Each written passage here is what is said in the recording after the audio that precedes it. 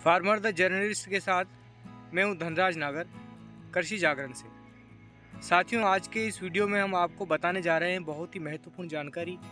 और जानकारी ये है कि गेहूं की फसल में चूहा नियंत्रण हम किस प्रकार से करें।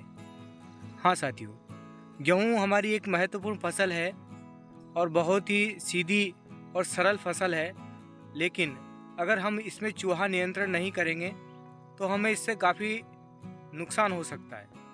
ऐसा माना जाता है कि गेहूं में चूहा लगने पर 80% तक इसमें नुकसान हो सकता है। तो ऐसा ना हो साथियों कि हमारी फसल को चूहा खा जाए और फिर हमें पता लगे। तो साथियों, हमें नियमित रूप से खेत का भ्रमण करना चाहिए और गेहूं की फसल को लगातार देखना चाहिए कि कहां कहां बिल हुए हैं, कहीं चूहे तो नहीं लग गए हैं। तो इन बातों का हम ध्यान रखें। जी हाँ साथियों, तो आज हम आपको बता दें कि जब हम खेत पर जाएं तो चूहों को निगरानी हम आवश्यक रूप से करें। साथियों, गेहूं की फसल में जब बालियां आने लगती है या वो पोटों में आने लगती है, तो ऐसी अवस्था में जो है चूहे लगने की ज़्यादा संभावनाएं होती है। तो ऐसी स्थिति में हम किस प्रकार से चूहा नियंत्रण करें, आज इस वीडियो के माध्यम से आपको बताने जा रहे हैं। जी हाँ साथियों, जहाँ पर कहीं पर खेत में जिस जगह पर चूहों ने अगर बिल बना रखा है, तो एक बार तो हम जाकर के उस बिल को बंद कर दें। दूसरे दिन जब आएँ तो पाएंगे कि अगर उस बिल में वापस से चूहों ने खोद दिया है, तो हम ये पता लगा सकते हैं कि चूहा वहीं से आया है। कई बार क्या होता है कि पास के खेतों से चूहे आकर के हमारे खेत में आकर के गेहूँ खाते हैं और वापस से चले जाते हैं।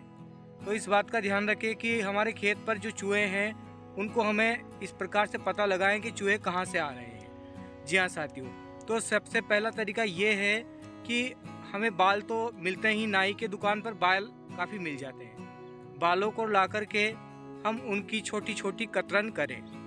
कतरन करने के बाद उसमें हम गुड़ मिलाएं और थोड़ा सा घी मिला दें और थोड़ी थोड़ी छोटी छोटी से उसके लड्डू बना दें। उन लड्डुओं को हम जो है जहाँ पर बिल है उस स्थान पर रख दें। तो जब चूहा आते हैं और जो गुड़ के लड्डू होते हैं उनको वो खाते हैं। जब वो खाते हैं तो उनके अंदर जो बाल होते हैं वो बाल जो है चूहों के आहार नली में जाकर के फंस जाते हैं, वो चुभते हैं, जिससे वो परेशान हो जाते हैं और उनकी मृत्यु हो जाती है। तो साथियों, ये तो था एक छोटा सा तरीका। दूसरा तरीका ये भी होता है कि हम एक थोड़ा सा सीमेंट लें, सीमेंट में हम आटा मिलाएं और आटे में थोड़ा सा घी भी मिला दें और उसका जो है छोटा सा लड्डू बना करके हम चूहों के बिलों के यहाँ पर भी रख सकते हैं। उससे क्या होता है कि जब चूहे आते हैं और वो लड्डू खाते हैं तो उस आटे के अंदर जो सीमेंट होती है, वो सीमेंट जब चूहों के पेट में जाती है तो वो पेट में गलन करती है और वो जो है उसका सीमेंट पेट में जाकर के जम जाती है।